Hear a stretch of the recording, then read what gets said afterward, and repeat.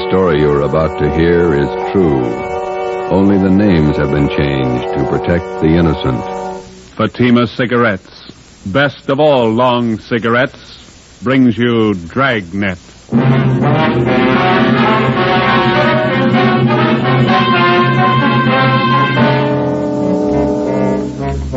You're a detective sergeant. You're assigned to homicide detail. A notorious hoodlum in your city has been shot to death. A gang war is threatened if his followers seek revenge. Your job, find the killers. If you want a long cigarette, smoke the best of all long cigarettes. Smoke king-size Fatima. Fatima is the long cigarette which contains the finest Turkish and domestic tobaccos, superbly blended to make Fatima extra mild. And that's why Fatima has a much different, much better flavor and aroma than any other long cigarette. That's why Fatima has more than doubled its smokers coast to coast. So, enjoy Fatima, the best of all long cigarettes. It's wise to smoke extra mild Fatima. It's wise to smoke extra mild Fatima.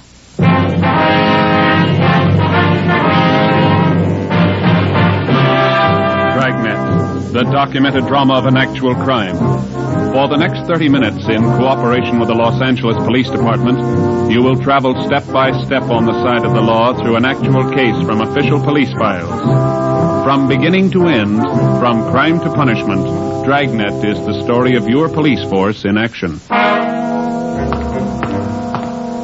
It was Saturday, July 22nd. It was hot in Los Angeles. We were working the night watch out of homicide detail. My partner's Romero. The boss is Thad Brown, chief of detectives. My name's Friday. It was 10 p.m. when we walked out of the murder room at the Ferndale Sanitarium and went down to the end of the hall, the emergency room. I'm sorry. I know this hurts. We have to irrigate the wound. Where are the bullets that were removed from Miss Stalling? Right on the table, Doctor. There they are, Captain Elliott. Thank you. Romero, you want to mark it for evidence? All right. Doctor? Yes, Sergeant. Wonder if it'd be all right if we asked Miss Stallings a few questions? I think so. She's still in a bad state of shock. If you'll be as brief as possible. Yes, sir. Miss Stallings, these men are police officers. This is Captain Elliott. This is Sergeant Friday, all right? That's right. It's my partner, Sergeant Romero. Yes. You were in the room when Gus Valentine was shot? Yes. Do you feel up to telling us what happened? No. Excuse me, please. Surely. I have to paint this. Get the compress on it. You were visiting Valentine? So you better wait until the nurse finishes up there. All right, sorry. She got hit twice, just flesh wounds, but they're very painful. Yeah. Excuse me. Surely. You're all right. I can reach it.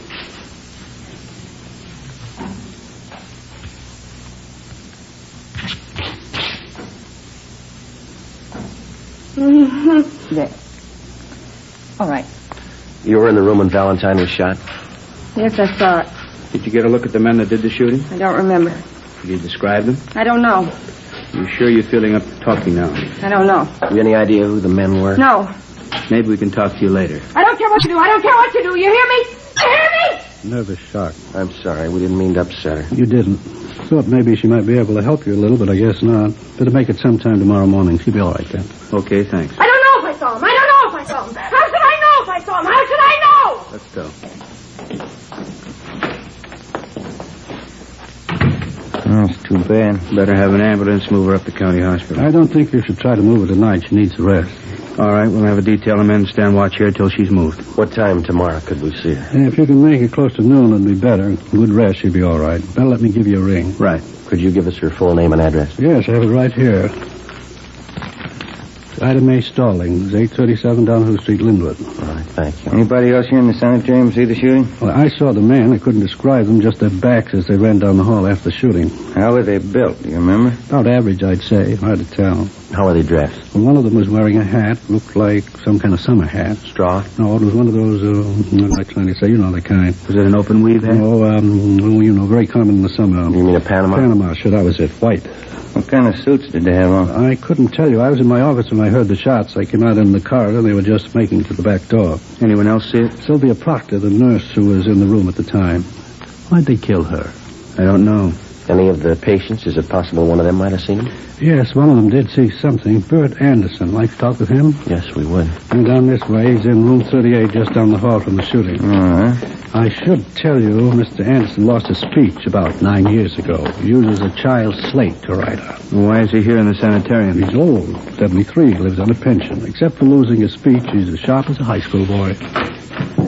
Hello, Bert. Sorry to bother you after all the excitement. Yeah, all right. We won't keep you up long. It's after your bedtime. Would you hand me that box of chalk over there? Oh, yeah. Bert, these being the police officers, I want you to tell them what you know about the shooting tonight. I thought you might have seen it. This is Captain Elliott from the Homicide Department. How you do, Mr. Anderson? And this is Sergeant Friday, is that right? Yes, sir. How are you, sir? And this is Sergeant Romero. How do you do, sir?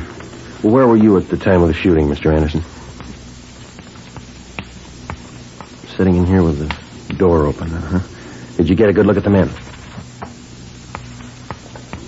What'd they look like?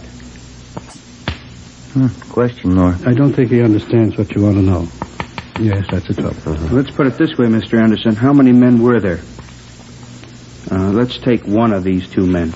Can you describe one of them? That's the way, Captain. That slate's rather small, and he can only get so much on it at a time. He's like all of us. He wants to talk fast, and this is the only way he knows, so we have to make it easy for him. I understand. Built like the captain. Your bill, Skipper.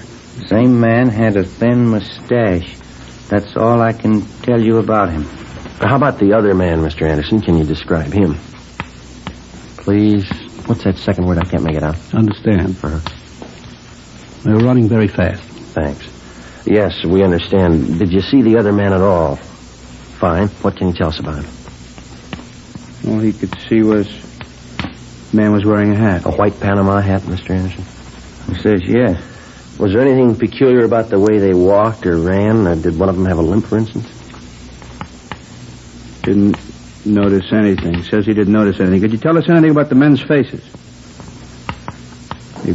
They passed by so quickly. I was worried about the gunshots. Yes, we can understand that, but do you think you could identify them if you ever saw them again? He says he could try. Could Mr. Anderson come downtown if we have a show up? I don't see why not. Bert gets around fine. Now he wants to know why they killed Miss Proctor, the nurse. He says she was one of his best friends. We don't know, Mr. Anderson. Says he wishes he could talk. Maybe he could help you more. It's all right, Bert. You talk loud enough.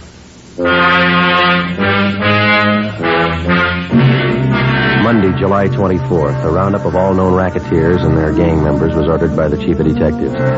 3 show-ups were scheduled, one at 10 a.m., one at 2, and another one at 3 p.m. The witnesses that we had were unable to identify any of the men. The incomplete descriptions we had of the suspects was not enough to help the artist in the crime lab to build a composite picture of the killers. No matter what approach we took, it seemed that we were getting nowhere.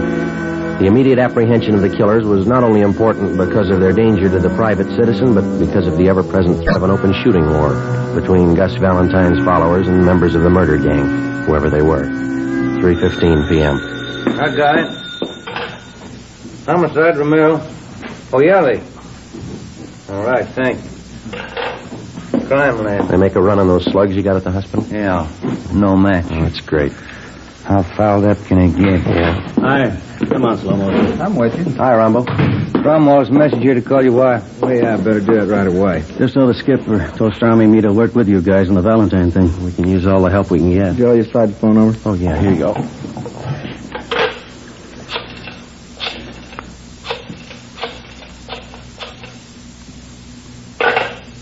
What's the matter? Change your mind? You let her ring once. She knows the signal. She's over at the mother-in-law's. Yeah?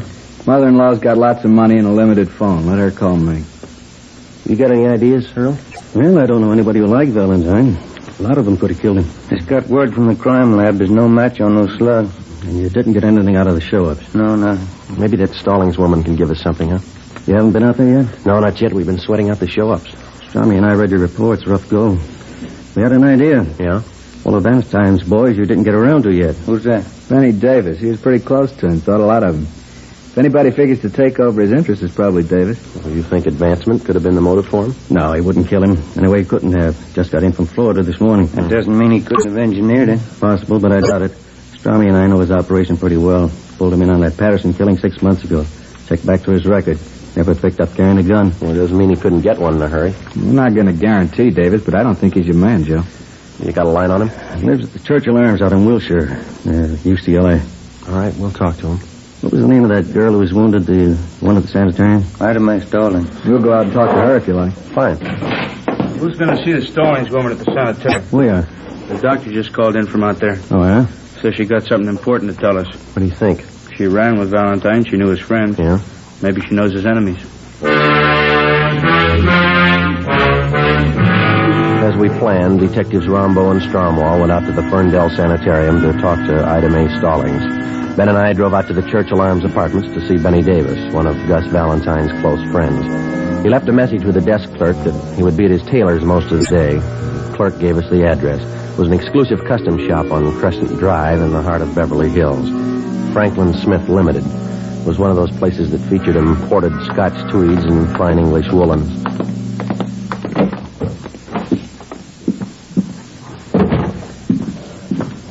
Good afternoon, gentlemen. May I serve you? Could you tell us if Benny Davis is in here? Mr. Davis. Yes, sir. Third fitting room. To the rear, on your left. Thank you. Look at that brown cloth over there, Joe. Yeah, that's Donegal tweed. That's nice fabric. I had me one of them once. Wears like iron. Oh, yes. If it's a little pinstripe, certain if it's a great deal fit in the brown one, you can turn around. Yes? Yes. Excellent fit. Yeah, looks fine. I don't know if I like that right shoulder. Looks a little low, Mr. Davis. Excuse me? Where this fitting room's taken, gentlemen. Benny Davis in here. Yeah, what is it? What if we could see you alone? What about? Confidential. No, Cedric, not like that. Pull the shoulder up. More padding, maybe. Oh, do you think so? I don't know if I agree, Mr. Davis. Well, you can see how it slopes off there. I like a good full shoulder. Well, you've got a good full cut here. Of course, too much padding is going to ruin the line of the jacket. I'd like more padding. Yes, very well.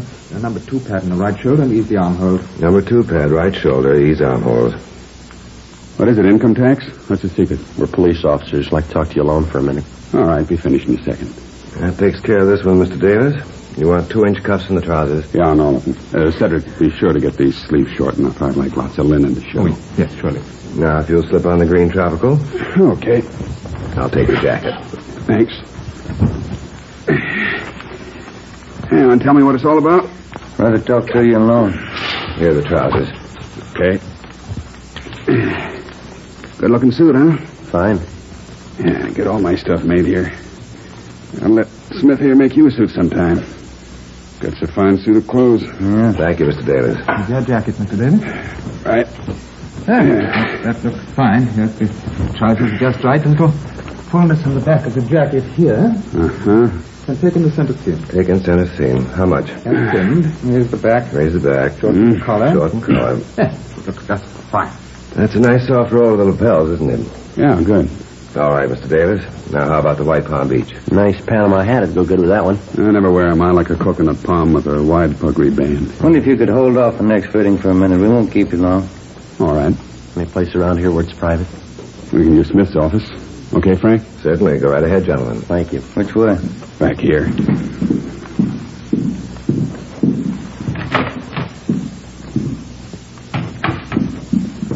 Okay, what's on your mind? Gus Valentine. Yeah, that's a tough one to lose. You got any idea who killed him? We're working on it. How do you mean? Just that. Well, that makes us even. There's only one difference. Yeah? We get paid for it. You don't. We thought a lot more of Gus than you did. Any law against striking down the killers? The law against shooting him down. Tell that to the boys who cut down Gus. I don't think you can get to him about us. We've done it before. You're a little late with Gus. We tried to keep him alive. We warned him for a month. He knew what was coming. We talked to him. Yeah, he told me. Funny guy. He had a mind of his own. He had a reason for not telling you. What was it? When we get there, we can ask him. You think you know who did it? Won't be too tough to find out. Meantime, you can work it from your end. And if you get to him first? Maybe we'll give you a call. Now, you listen, Davis. I'll tell you the same thing we told Valentine. It's not open season for murder. This town's had all the shooting it's going to have. Valentine's killer's going to go to the gas chamber. That's the only way he's going to go. You understand? Nobody said any different. All right. Then you can tell us what you know. Who do you think shot Valentine? I can't be sure. You've got somebody in mind. There's a dame. Who? Audrey Thompson. What about her? She runs around with a couple of guys. Yeah? There's never any love lost between them and Gus. They were always talking big about what they'd do if Gus got out of line. What'd they have against him? Business claimed Gus was squeezing them out. Was he? I never knew much about Gus's out-of-town business. That's where these guys are from. They're new in town. Figured Gus was cutting them off out here on the coast. Who are they? Shaker Brothers, Bud and Carl. Where can we find them? I don't know. They're in town somewhere.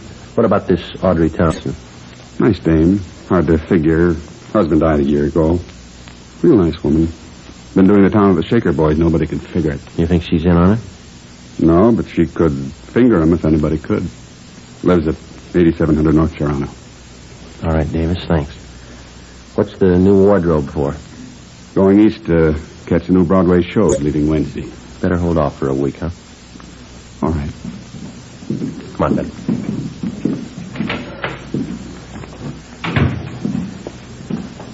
Think he's got anything? Could be. We'll run it down. Now, wait a minute. Yeah? Sure do like that brown cloth. It's nice. Sheldon, can I help you? How long does it take you to make up a suit? Anywhere from 3 days to a week. Uh-huh. You interested in having us make one up for you? Yeah. Yeah, how do they run? Prices start from $175 and up. This Donegal tweed here makes up for $250. Oh. Well, I guess not, thank you. Wears like iron.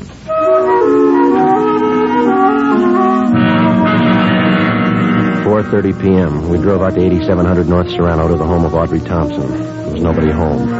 We went back to the office to check with Rombo and Stromwall. We drove in the Spring Street entrance of the City Hall garage.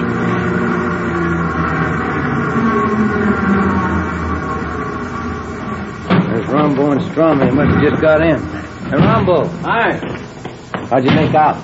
Stallings woman tell you anything? Well, we talked to her. Think maybe we got a lead. What's that? Girl around town by the name of Thompson. Audrey Thompson? Yeah, that's right. What'd she say about her? Said if anyone could put the finger on Valentine's killer, the Thompson girl could. Benny Davis told us the same thing. What do you think, Earl? 2 and 2 makes 4. Let's find her.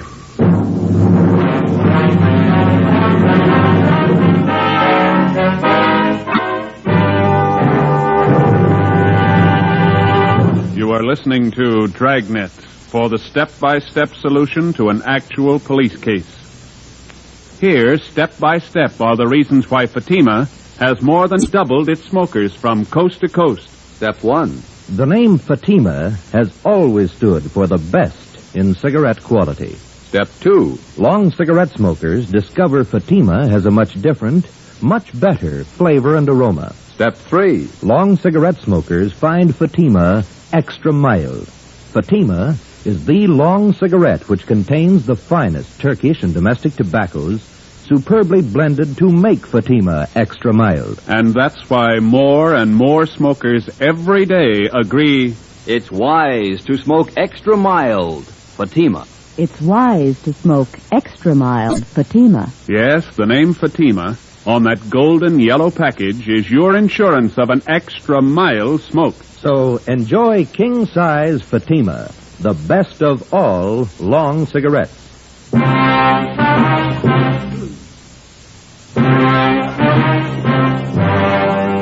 5 o'clock Monday afternoon. We tried for 3 hours to get in touch with Audrey Thompson. A few minutes after 8 p.m., we contacted her landlady. She told us that the Thompson girl was out of town and would be gone for 2 days. She didn't know where she'd gone, but she told us that she would be back. We checked her apartment and found all of her clothing and personal effects. A stakeout was placed at 8700 North Serrano, and then we went back to the office and got out a local broadcast on Audrey Thompson. Tuesday morning, 8 o'clock. Ben and I met with Captain Elliott, Detectives Rombo and Stromwall. Get a line on the Shaker Brothers? Located them at the Eagle Towers apartments. Got them under surveillance. I don't think it'd be a good idea to pull them in yet. See what the Thompson girl has to say, then we can move on them. That's what we figured. Pull the packages on them? Yeah, they both got fair records. Been up on 3 raps, 1 conviction, second-degree robbery in Tulsa. That's where they're from. Couple of tough ones, always ready to use a gun. Probably got a wad of dough somewhere. They've been throwing a lot of money around town. Pick up any rumbles about them? Well, we've been nosing around. We can't get anything on them for sure. They're not known around here. Shown the mug shots of the Shaker Brothers to Mr. Anderson at the sanitarium. The doc, too. Yeah. Looks like the guys to them. Everything hinges on the Thompson girl. Check her out? Yeah, she used to be married to a newspaper man, Blaine Thompson. Died last year in an auto accident. No children. Went to high school here in town, local girl. Reputation's good all the way. Why the sudden switch to tough guys? I don't think she knows. You satisfied Davis is leveling with you? Well, if he's not, he did a good job briefing the Stallings woman. They both came up with the same lead, the Thompson girl. We had him in on the Patterson killing. You remember that, Skipper? He cooperated then. That time it was his skin. This time it's not. Well, I laid it out for him. He's been told. How's it feel to you fellas? Pretty quiet around town? Yeah, it seems to be. I wouldn't make book on what might happen if we don't wrap this thing up quick. I think after Joe and Ben gave Davis a word, he passed it down along the line. Anyway, there's an outside chance. They just brought in the Thompson girl. Send her in. Right. You sit there, Miss Thompson. All right. Detectives Friday, Romero. How do you do? Bramwell, Rombo. How do you do? Guess you're wondering why you've been picked up. Yes, I was rather surprised. I was down at Palm Springs for a few days. I don't often get away. My boss gave me a 2-day holiday. What do you know about the Shaker brothers, Miss Thompson? They're friends of mine. I go out with them. We have reason to believe they might be mixed up in a murder. I don't believe that. What's this all about? The Gus Valentine killing. Do you think they're mixed up in that? How well do you know the Shaker boys? Well, to be truthful, I don't know them at all, really. I met them at a dance. Who introduced you? Nobody. I go to the Brookdale Ballroom every Wednesday night with some of the girls from the office. It's open to the public. Carl Shaker asked me for a dance one night, and that's how I met him. You ought to pick your companions a little more carefully. Both of these men have criminal records. I didn't know that. You've been out with them quite a lot, have you? I've known them a little over a month, yes. They ever said anything that might lead you to believe that they were mixed up in any rackets? No, I never heard anything like that. You're sure you never heard them discuss any business dealings of any kind? Yes, I'm sure. You've been seen in quite a few night spots around Los Angeles with them, is that right? Yes, they always take me to some nice place. You always go alone with them? How do you mean? Which one of them do you go with, Bud or Carl? Well, I never really thought about it. Both of them, I guess. When you go out, they never take another girl along the party? No, just Bud, Carl, and myself. You go to most of the expensive clubs around town, is that right? Yes, like I said, we always go to some nice place. Do you ever wonder where they got the money? Well, they told me they worked for one of the aircraft plants. I thought you told us they didn't discuss their business with you. Well, I didn't consider telling me where they worked was discussing business. Did you consider that an aircraft worker's salary wouldn't even handle the cover charge at most of the places they've been taking you? Well, no, I guess I was having too good a time to question. You see, Miss Thompson, you could spend a great amount of time with people and not remember things about them. Now, you sure you've told us everything you know about the Shaker brothers? Yes. All right, that's all. If you find out something you think we should know, we'd appreciate it if you'd give us a call. Well, I won't be knowing anything about them because I'm going to stop seeing them. I didn't know they had criminal records. That's entirely up to you. I think it's only fair to warn you that if you do have any information you're withholding, it liable you to persecution. I understand. I'm not going out with them anymore. I wouldn't let them know you've talked with us. If they are the men we're looking for, it might put you in danger. I'm not afraid of them. Neither was Gus Valentine. For the next 10 days, Audrey Thompson, along with the Shaker brothers, was kept under close surveillance. It was obvious that she'd either lied to us or changed her mind. She continued going out with them. She was seen in all the important night spots around town. Thursday, August 9th, we met with Captain Elliott. Skipper, maybe we better pull the Thompson girl in again for questioning. Let's hold off for a few more days. I'm afraid if we bring her down here again, the Shaker brothers could get wise. Since she decided to ignore what we told her, they might get rough with her.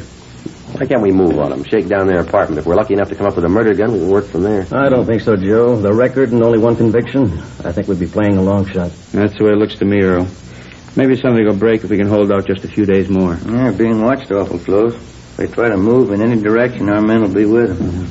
Friday. Yeah. Can you step out here for a minute? Right. Excuse me. Sure. Come back when you're through. Yes, sir. Yeah. The lady out here to see you. Thanks.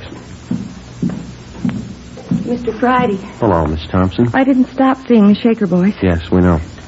What you men told me a couple of weeks ago just made me sick. To think I'd been going out with these men, been seen with them. I've never done anything like that in my life. Yes, ma'am. I decided to try and find out what you wanted to know. You didn't ask them any leading questions. Oh, no, I knew better than that. Last night we were out and they had a little too much to drink and they got to talking. Yeah? I didn't say anything. I let them talk and acted interested. Yeah? I confess now, I'm terribly frightened. I spent the night with my sister-in-law. Could I stay here till you get this thing straightened out? Certainly. We'll give you protection, Miss Thompson. Now, what'd they tell you? First, they got to talking about some girl called Ida May. I didn't catch the last name. Said they wondered if she saw them at the sanitarium. Yeah? Said they wished they'd finished the job that night, whatever that meant. Then Bud said, I don't think she saw us or we'd have heard. Anything else? Yes. Carl said, did you see the look on Gus's face when we opened up? Then what? They laughed.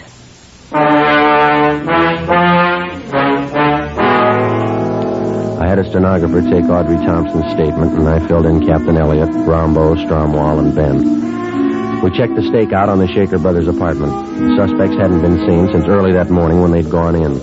Detectives Rombo and Stromwall, together with Ben and I, drove to the Eagle Towers apartments. It was 4:35 p.m. Strommy and I'll go up the back way.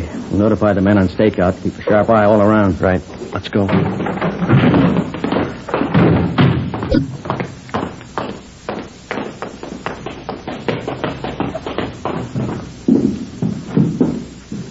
Apartment 410 is the top floor. Yeah, let's take the elevator. Yeah.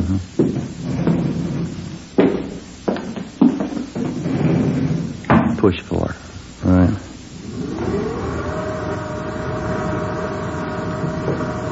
Just thinking. Yeah? That Thompson girl, long on nerve.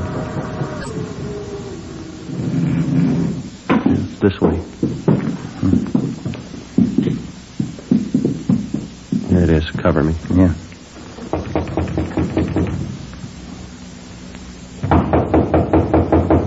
Yeah. Police officers. You all right? Well, Hit the door. Come on. Window's open so far as gate. Come on.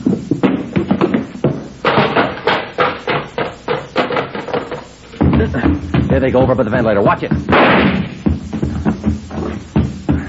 There's Strommy and Rombo coming out the door under the roof. Rombo, watch it. They're up here. There goes one of them. Come on. All right, hold it right there. I give up. There goes the other one. He's making for that cable house. Stay with this one. I'll get him. All right, Shaker, let's put the gun away. You make a break onto the roof, they'll cut you down. Hold it, Shaker. Ah!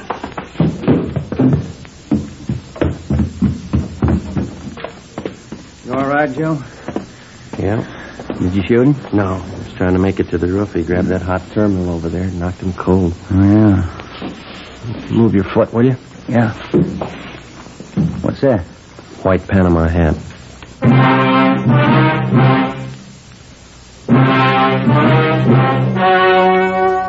The story you have just heard was true.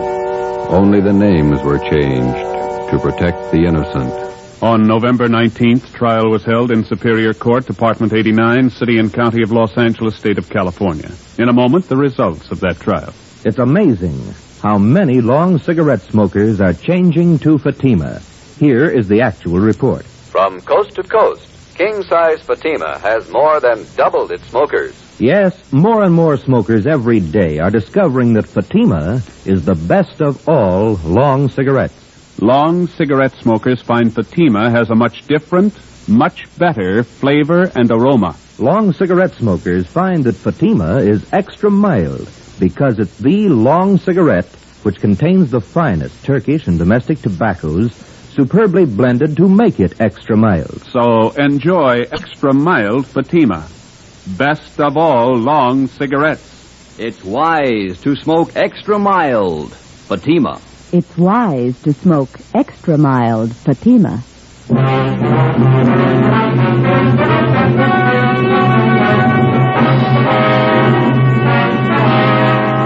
Adolph Bud Shaker and his brother Carl Shaker were tried and convicted of murder in the first degree. On recommendation of the jury, they received life sentences. They are now serving their terms in the state penitentiary. You have just heard Dragnet, authentic cases from official police files. Technical advice for Dragnet comes from the Office of Chief of Police W.A. Wharton, Los Angeles Police Department. Fatima Cigarettes, best of all long cigarettes, has brought you Dragnet from Los Angeles. Tomorrow, hear the Ronald Colemans in the Halls of Ivy on NBC.